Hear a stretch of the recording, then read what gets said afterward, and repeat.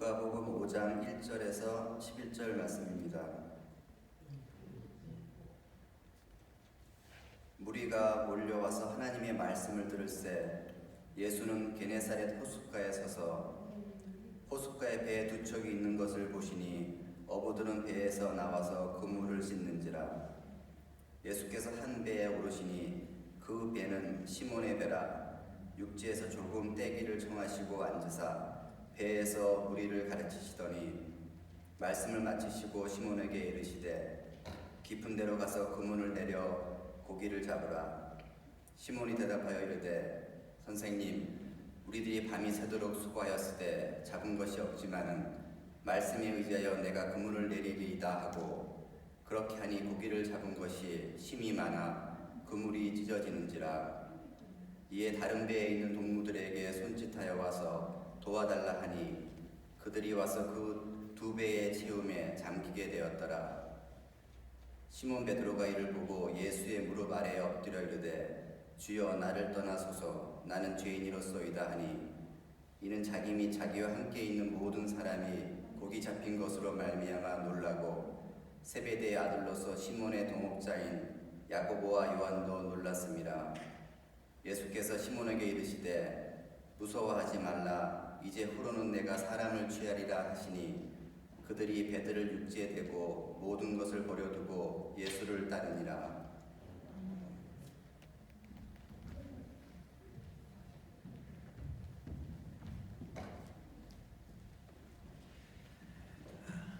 우리가 보통 그 어촌의 아침 풍경은 대단히 아주 활기가 있는 것으로 우리 잘 알고 있지 않습니까? 밤새 고기 잡으러 나갔던 배가 돌아와서 이제 그 그물을 싣고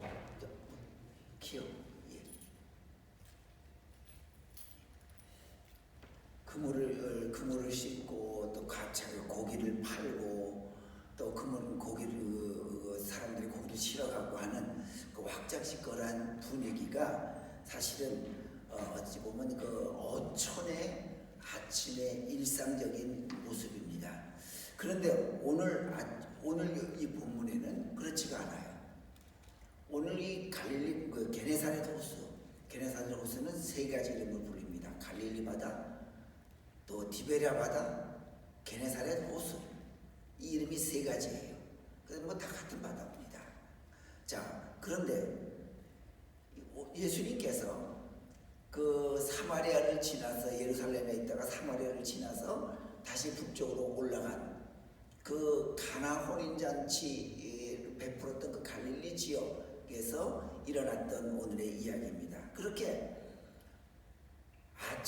어촌의 아침은 항상 활기차야 되고 기뻐야 되고 그 만선을 이룬 배들이 깃발을 달고 와서 크게 고동을 울리고 항구에 들어와야 될 그런 시간인데 어찌된 일인지 이 갈릴리 바다 이 해변에서는 고기를 한 마리 잡지 못한 배들이 그물을 싣고 있는 허탈감 또 체념 그런 분위기가 오늘 이 자리에 있는 그 모습입니다. 그런데 그들이 그럼 밤새 놀고 그래서 고기를 한 마리 못 잡았느냐? 그렇지 않아요. 시몬 베드로도 또 그의 친구들도 그의 다른 배들도 밤새 수고하고 애를 썼어요. 그렇지만 못 잡은 거예요. 그냥 놀고 아무것도 안 하고 있어서 아무것도 못 잡았다고 하면 이해가 되지만 이건 아니에요. 무척 애를 썼어요. 밤새 수고했지만 한 마리도 못 잡은, 그래서 허탈감과 체념에 빠진 그들의 모습, 그게 예수님이 오늘 만난 제자들의 모습이에요. 아직은 제자가 아니죠. 자, 그렇게 보면 이 모습이 오늘 이 시대를 살아가는 우리들의 모습이 아닌가 생각해 봅니다. 왜요? 우리도 어찌 보면 길을 쓰고 수고하며 이 세상을 살아가고 있지 않습니까? 남보다 더 열심히 애쓰고 수고하며 살아갑니다. 그런데 어느 날 문득 돌아보면 뭐야, 내가 이렇게 일생을 애쓰고 수고했는데 내가 가지고 있는 것 것은 과연 뭘까? 내가 지금 남아있는 것이 과연 뭘까? 겨우 요거 하나 남겨놓고 있는 것, 이게 나의 인생인가라고 문득 우리도 이 체념에 빠질 수 있고 회의에 빠질 수 있는 그런 제자들의 모습과 다를 바가 없는 것이 오늘 우리들의 모습입니다. 남들은 다 잘 살고 있고 남들은 다 행복해 보이는 것 같은데 나는 왜 이럴까? 나는 왜 행복하지 않을까? 라고 스스로 자책해봤던 그런 날은 우리 과연 있지 않았을까요? 그래서 이건 아닌데 그렇다고 해서 다시 돌아갈 수도 없고 말이죠. 자, 그래서 성경에는 뭐라고 말을 합니까? 전도서에 말한 대로, 솔로몬 왕이 말한 대로 헛되고 헛되니 모든 것이 헛되도다. 그래요. 어찌 보면 우리도 헛된 생을 살아가고 있는 것이 아닌가라고 문득 예수 믿으면서도 내가 이게 뭔가라고 하는 자책에 빠질 때도 있습니다. 사실 특별히 우리 한국인의 심성 속에는 이런 생각들이 다른 민족보다 더 많은 것 같아요. 왜요? 두 가지입니다. 하나는요, 자기가 무슨 특별한 종교를 가지고 있든지 아니면 없든지 간에 종교를 가지고 있어도 한국인의 심성에는 근본적으로 조선시대 때 가졌던 그 유교의 생각을 그대로 가지고 있어요. 숭유옥불 정책으로 인해서 이 한국인의 마음속에는 괜한 나도 유교인처럼 돼가고 있는 심성이 다 자리 잡고 있습니다. 일본은 불교의식이 자리 잡고 있고요. 중국은 도교예요. 오랫동안 사회주의가 지배하다 보니까 유교는 사라지고 개인의 안녕만 추구하는 도교가 중국에는 만연해 있어요. 우리나라 심성 속에는 이 유교 사상이 대부분 다 가지고 있어요. 이 유교의 특징이 뭐냐면 첫 번째가 이 절대 신이 없어요. 우리 이렇게 하나님 이외에는 다른 신이 없잖아요. 유교에는 그런 절대 신이 없어요. 두 번째가 이 유교는 굉장히 현세적입니다. 그래서 아시다시피 내세보다는 현실을 중요시하기 때문에 내세에 관심 있는 것이 아니라 현실의 그 인간관계 속에서 내가 어떻게 인간과 조화롭게 살아가고 어떻게 이해를 갖추며 살아갈까, 이게 한국인의 심성 속에는 유교적 심성으로 자리 잡고 있습니다. 절대신이 없기 때문에 내세가 없지요. 그러다 보니 내세가 없다 보니 그 내세보다는 현실에 아주 치중하고 목적을 두고 살아가고 있습니다. 그렇기 때문에 현실에 전력 투구하는 사람들의 특징은 바로 뭐냐면 경쟁이에요. 남과 비교해서 비교 우위에 있어야 돼. 그러다 보니까 경쟁하다 보면 항상 경쟁에는 높고 낮은의 차이가 있잖아요. 그래서 한국의 심성 속에는 항상 내가 불공평하게 당한다. 나는 그 불공정한 그 제도의 희생자라고 하는 의식이 대부분 다 가지고 있어요. 왜요? 경쟁사회이기 때문에. 여러분 가만 보세요. 이 지구상에서 행복한 마음을 가지고 사는 나라, 그거 보면 우리 유튜브에도 보면 그러잖아요. 1, 2위 다투는 나라가 저 가난한 나라예요. 그런데 특징이 그 가난한 나라의 종교는 불교예요. 왜요? 불교는 소유의 목적을 두는 것이 아니라 내세의 목적을 두어요. 그러다 보니까 이 사람들은 가지지 못해도 나는 내세에 가서 아니면 다시 태어날 때는 정말로 더 좋은 사람으로 태어날 것이다라고 또 태어나기를 원한다는 그런 자세로 살기 때문에 내가 현실에 가지고 있지 못한 것도 그들은 불만이 안 돼요. 그렇기 때문에 그들은 자족할 수 있고 행복도가 높은 겁니다. 우리나라 세계에서 산업화 민주화가 가장 잘 이루어진 나라이면서도 유교 심성이 자리잡고 있기 때문에 사람들의 마음속에는 평안함이 없어요. 항상 내가 남에게 뒤처져 있다고 하는 불행에 사로잡혀 있는, 허무에 사로잡혀 있는, 이게 바로 밤새도록 그물을 내렸지만 아무것도 못 잡은 그 제자들의 심성과 똑같습니다. 또 우리 두 번째로 우리가 왜 우리 인생이 헛되다고 느껴지는 것은, 두 번째가 바로 인생, 왜 세상은 이렇게 불공평한가라고 하는 생각 때문에. 세상은 공평해야 한다고 우리는 믿고 있다 보면 우리는 항상 우리 속에 불안함, 불행이 사로잡습니다. 그런데 세상이 공평한가요? 절대로 그렇지 않아요. 누구는 태어날 때부터 좋은 집안에서 부족함이 없이 유복하게 태어나서 자라는 사람이 있는가 하면, 누구는 정말 없어서 살아가는 그것 자체가 어떻게 보면 지옥 같은 삶을 살아가는 사람도 있습니다. 그러다 보니까 사람들은 세상이 왜 이렇게 공정하지 못한가라고 외칩니다. 그런데 세상은요, 늘 불공평해요. 공평하지 않아요. 다만 우리 인생에서 공평한 건 딱 두 가지예요. 하나는 죽음이고 하나는 시간이에요.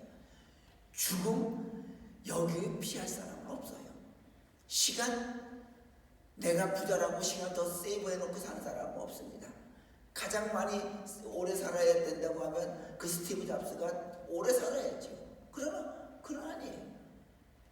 가장 공평한 건 딱 두 가지, 죽음과 시간밖에 없을 뿐입니다. 시간은 누구에나 공평합니다.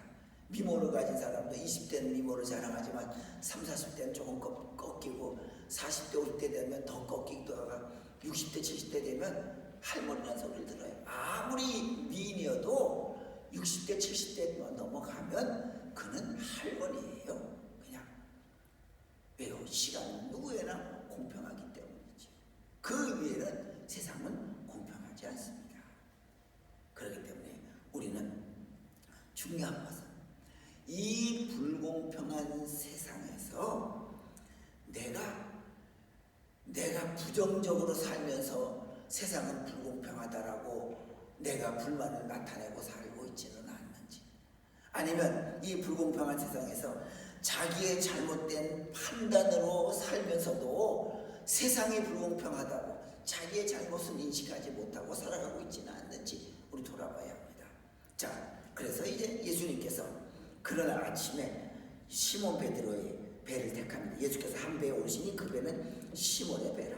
자, 그 당시에 배가 시몬의 배밖에 없었을까요? 많이 있었습니다. 다른 사람들에게도 그 주변에 다른 많은 배가 있었는데 유독히도 시몬의 배만 선택했어요. 그래서 그를 제자로 삼았어요. 나를 따라오너라. 내가 너로 사람 낳는 어부가 되게 하리라. 우리 한번 보시죠. 이 베드로를 선택했다고 했을 때 그 주변의 사람들이, 야, 뭐 예수라고 하는 사람 뭐 나타났더니 뭐 별거 아니구나.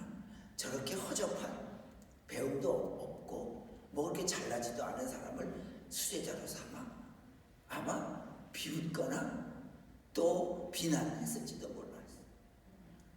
그런데 예수님은 베드로를 선택했어요. 그 결과 그 못나고 아무것도 아닌 것 같은 그 베드로와 그 제자들이 세상을 뒤집어 놨잖아요. 바로 여러분들, 예수님은요, 우리를 보실 때에 최소치를 보는 거예요. 만약에 이 세상의 직장은요, 최대치를 요구합니다. 사람을 뽑는다고 하면 그 사람이 얼마나 배웠는지, 거기 얼마나 전문가인지, 얼마나 경력이 있는지, 그걸 보고 최대치를 찾아내서 뽑아요. 그러나 예수님은 안 그랬어요. 최소치를 봤어요. 그래, 베드로가 사는 것도 그렇고 배움도 그렇고 다 그렇지만 보잘것없지만, 그러나 그 가운데 그 가운데는 뭔가 하나 쥐면 놓지 않는 그 끈기가 있다. 성실함이 있다. 그걸 보고 그 단 하나 그 최소한 것을 보고 제자를 선택했습니다. 여러분, 우리도 사상 살아가다 보면 사랑하는 대상, 사람을 상대로 할 때요, 내가 저 사람을 사랑할 수 없는 그 최대치의 이유를만 보면 절대로 사랑할 수 없어요. 저 사람이 단점이 최대치가 많아요. 사랑할 수 없지만, 그러나 그 사람의 작은 최소한의 장점, 그 최소치의 장점을 보면 우리가 얼마든지 사랑할 수 있지. 그런데 우리는 자꾸 그 사람의 최대치만 요구하다 보니까 우리가 그 사람을 받아들이기가 어려운 겁니다. 왜 예수님이 베드로의 최소치를 보고 선택했을까요? 그건 인간이라고 하는 존재는 누구나 다 약한 존재임을 깨달았기 때문에 예수님은요, 그 베드로의 그 최소한 그 작은 부분 하나만이 그의 장점인 걸 보고서 선택한 거예요. 누구나 다 인간은 약한 존재예요. 무기력한 존재예요. 내가 건강한 것 같지만, 내가 잘나고 있는 것 같지만 병 하나만 들면 사실은 꼼짝할 수 없는 그런 우리들의 세상, 우리들의 삶, 누구나 다 연약함을 아시기 때문에 하나님, 예수님은 그 사람의 최소치를 보았던 것. 우리도 도저히 함께 하기 힘든 사람이 있습니까? 그것은 그 사람의 최대치만 보기 때문에 저 사람은 이래야 되는데, 내 기준에는 이런 이만한 높이에 있는 사람이어야 내가 받아들일 수 있는데 최대치니까 못 받아들인 거예요. 그러나 가장 최소치, 그래, 저 사람은 조그마한 것만 있어도 나는 그 사람과 얼마든지 손을 잡을 수 있다.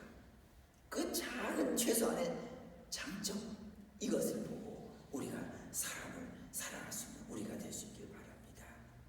자, 그러면서 베드로에게 뭐라고 그랬습니까? 3절 말씀에 이렇게 말을 합니다. 예수께서 한 배에 오르시니 그 배는 시몬의 배라 육지에서 조금 떼기를 청하시고 그랬습니다. 조금 떼기를 청하셨습니다. 자, 여러분, 밤새도록 고기 못 잡았어요. 아니, 내가 잘못한 것도 없는데, 난 열심히 노력했는데 왜 이렇게 한 마리도 잡지 못한 거야 하면서 불평과 체념 속에서 그물을 씻고 있었어요. 바로 그때 예수님께서 그 배에 올라서 조금 뛰어라, 육지에서 조금 뛰자. 그래서 조금 뛰어갔어요. 여러분, 우리도요 그럴 적 있지 않습니까? 열심히 살았는데 내 손 안에 아무것도 잡혀있는 게 없고, 열심히 뒷바라지 했는데 나에게 기쁨으로 돌아오지 않는 것 있을 수 있지 않습니까? 이럴 때 뭘 해야 되느냐? 빈 그물을 씻고 있을 때, 이제 체념 속에서 내가 절망 속에 있을 때 예수님은 조금 뛰어라, 그 육지에서 조금 뛰어라 말이죠. 바로 뭐예요? 우리도 살아갈 때 내가 절망 속에 내가 모든 것을 다 쏟아부었음에도 불구하고 이루어진 것이 없다고 여길 때 허무함에 잡히지 말고 모든 것을 손을 딱 놓고 멀리 떨어져서 한번 나를 돌아보는 시간을 가져라 말이죠. 그럴 때 나를 한번 저기다 놓고 나와 좀 거리를 두고 떼어서 한번 나를 돌아보는 시간이 되어야 합니다. 우리가 잘 아는 엥겔 법칙 있잖아요. 내 소득 중에서 음식물비가 차지하는 것이 많으면 많을수록 그것은 후진국이고 또 가난한 모습이고, 그러나 내 그 소득 중에서 음식물비가 차지하는 것이 아주 작은 부분이면 그 나머지 여윳돈이 많다는 얘기 아닙니까? 그 선진국이라는 얘기, 잘 산다는 얘기예요. 우리 믿음도 꼭 마찬가지입니다. 내가 내 삶을 내 육체적인 본능만을 위해서 쓰는 시간이 많고, 육체적인 욕구와 육체적인 본능만을 위한 에너지를 많이 소비한다 그러면 사람은 경건하면서 한참 멀어져 있는 사람입니다. 그러나 내 하루 생활 중에 내가 하나님을 위해서 애쓰는 시간, 하나님과 함께 동행하는 시간이 있는 사람이 있어요. 그는 더 경건한 사람입니다. 사랑하는 교회 여러분, 우리 그러잖아요. 아무리 돈을 잘 벌어도 돈 관리 잘하는 사람을 못 따라간다고 말이죠. 그렇습니다. 우리의 믿음과 우리의 인생을 잘 관리하는 사람보다 더 믿음 좋은 사람은 없습니다. 그래서 내가 내 믿음을 잘 관리할 수 있는, 그래서 나를 종종 띄워놓고 생각해 볼 수 있는 그런 우리가 될 수 있기 바랍니다. 그래서 맥켄이라고 하는 사람은 하나님께 쓰임받는 사람이 되려면 다음 네 가지 안에서 경건해야 된다라고 말합니다. 첫 번째가 그런 말하기를 욕심꾸러기가 되지 말라. 욕심이라고 하는 것이 무엇이에요? 다른 사람보다 더 좋은 것을 소유하려고 하는 것, 그것 자체가 열등의식이라고 하는 거예요. 그것 자체가. 그런 의식 버리고 내가 남들보다 더 좋은 것을 가져야 된다고 하는 열등의식 버리고 나에게 꼭 내 생활에 꼭 필요한 것만 갖겠다고 하는 그 마음의 자세가 우리에게 꼭 필요한 거예요. 이번에 한국 가보니까 다이소가 얼마나 좋은 데인지요. 물건 우리 가면 웨어하우스 같은 거잖아. 근데 웨어하우스보다 조금 고급이죠. 여기 오클랜드도 다이소가 있지만 한국은 그 규모가 상대도 안 돼요. 한 2, 3층 되는데 사람들이 많이 오지만 내가 필요하다 그러면 거기 가면 다 있어요. 그래서 다이소인지는 몰라도 하여튼 다 있어. 싸요. 우리 집안에 한 번은 이제 가게 돼서 다이소 쇼핑 가야 된대요. 거기서 싼 거 1,000원짜리, 2,000원짜리 똑같은 제품인데 그거 사모았다. 여러분들 그래요. 욕심 없다고 하는 것은 내 생활에 아무것도 가지지 않는다가 아니라 내 생활에 꼭 필요한 것만 갖겠다고 하는 거. 이게 욕심 없는 생활이에요. 어느 스님처럼 그냥 아무것도 아니고 다 버리고 무소유 그렇게 살 수는 없어요. 우리는 내게 꼭 필요한 것만 갖겠다고 하는 그 믿음의 자세. 두 번째로 내가 경건한 생활을 유지하려고 하면 칭찬 듣는 것을 좋아하지 말아야 합니다. 물론 칭찬 좋은 것입니다. 그러나 칭찬받을 때 자칫하면 내가 교만해지고요. 나의 진실된 모습을 가려버릴 수가 있습니다. 그러니까 나는 꼭 칭찬 들어야 된다라고 하는 그런 것도 버려야 합니다. 세 번째로는 쾌락을 사랑하지 말아야 합니다. 물론 기쁨, 즐거움 우리에게 굉장히 중요한 겁니다. 그러나 이 쾌락은 끝도 없고 한도 없습니다. 만족함도 없습니다. 다만 여러분들 쾌락에도 즐거움이 있습니다. 그러나 그 쾌락의 즐거움이 1이라고 하면 담백하고 은근한 즐거움을 주는 이 거룩한 경건의 미는요 10을 갖다가 줘요. 쾌락이 1을 준다고 하면 즐거운 경건미는 10을 우리에게 가져다 주는 기쁨이 있습니다. 그렇기 때문에 우리는 꼭 하나님 앞에서 내 인생을 잘 관리하는 그런 우리가 되어야 됩니다. 마지막으로 예수님께서 뭐라고 했습니까? 깊은 데로 가서 그물을 내리라. 4절에 보니까 베드로에게 아무것도 못 잡았으니까 깊은 데로 가서 그물을 내리라. 자, 이게 무슨 의미냐면 베드로, 이제는 내 말만 듣지 말고 네가 직접 나가서 무언가 내가 들은 말이 나에게 들은 말이 있다고 하면 그 들은 말을 가지고 네가 직접 뭔가 삶을 살아봐라 하는 겁니다. 여러분들 우리도 그렇지요. 길을 쓰고 살아봤는데 아무것도 없어요. 그때 예수님이 뭐라 그래요? 깊은 데로 가서 그물을 던져라. 베드로가 깊은 데 안 던졌겠어요? 밤새도록 던졌어요. 그러나 베드로는 비웃지 않았어요. 무시하지 않았어요. 다시 그 깊은 데로 갔어요. 어젯밤에 그 깊은 데로. 베드로만 누구만 깊은 데가 있을까요? 우리 모두에 깊은 데 있습니다. 베드로에게는 게네사렛 호수가 깊은 데고요. 사도 바울에게는 교회 핍박했던 교회가 그의 깊은 데였어요. 그 깊은 데를 찾아가는 거예요. 거기서 예수님을 만나잖아요. 우리의 깊은 곳 어디 있습니까? 우리에게는 다 깊은 곳이 있어요. 어떤 곳? 내가 내 인생과 내 생명과 내 노력을, 인생을 다 바쳐서 키웠는데 내 뜻대로 되지 않은 내 자녀, 내 가족, 깊은 곳이죠. 허탈하지. 인생을, 결혼을 시작할 때 알콩달콩 즐겁게 하루 끝나면 맛있는 거 먹고 산책도 하고 즐거운 얘기 나누면서 웃고 그런 가정을 이루리라고 생각을 했는데 점점 무덤덤해진 아내와 남편. 어찌 보면 그게 빈 그물을 씻어내는 그 깊은 자리라고 할 수 있어요. 내가 저 사람을 두고 애쓰고 수고하고 노력을 얼마나 많이 했는데, 예수 믿게 하려고 얼마나 노력했는데 저 사람은 아직도 나를 따라서 교회에 오지 않았을 때의 그 허탈감.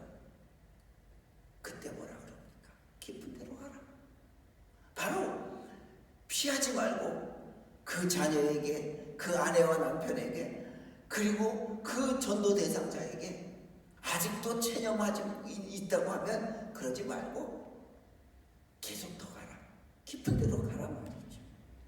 여러분들, 이제부터 우리는 내가 혹시 내 인생에서 내 뜻대로 되지 않아서 체념에 빠져 있습니까? 그곳이 바로 깊은 데입니다. 그것을 버릴 생각 마시고 더 내가 내 인생을 다 바쳐서 노력했다고 하면 더 바칠 수 있는 그 깊은 데 가서 내 사랑을 더 베풀고 나의 노력을 더 베푸는 그런 우리의 믿음, 그런 깊은 곳을 버리지 않고 또 찾아가는 바로 그곳에 우리 예수님께서 함께 해주신다고 하는 것을 우리가 잊지 않기를 주님의 이름으로 축원합니다. 기도하겠습니다. 걸어가신 아버지 하나님, 때로는 우리가 나에 빠져서 나를 돌아보지 못할 때 멀찍이 배를 띄워놓고 나의 부족함을 돌아볼 수 있도록 주님 인도하여 주시옵소서. 하나님, 이제 우리를 선택해서 우리를 제자 삼아 주셨사오니 우리에도 깊은 데로 가서 그물을 내리라고 하시는 그 예수님의 음성을 우리 가슴 속에 천둥 소리처럼 들을 수 있도록 도와주시옵소서. 내가 일생을 통해서 수고하였는데 아직도 내 뜻대로 결과가 이루어지지 않은 내 일터, 내 가정, 내 식구, 그 모든 것이 깊은 곳이 되어서 다시 한번 그곳에 내 열정의 그물을 내리게 하여 주시고 내 기도의 그물을 내릴 수 있도록 하나님께서 깊은 곳 우리가 피하지 아니하고 더 큰 사랑, 더 큰 기도, 더 큰 믿음을 쏟아부을 수 있도록 주님 역사하여 주시옵소서. 그럴 때 그물 가득히 잡아올린 물고기처럼 우리 인생의 열매, 믿음의 열매도 풍성히 열매 맺을 수 있도록 하나님께서 우리 가정과 우리 일터와 우리의 믿음을 인도하여 주시옵소서. 예수님의 이름으로 기도하옵나이다.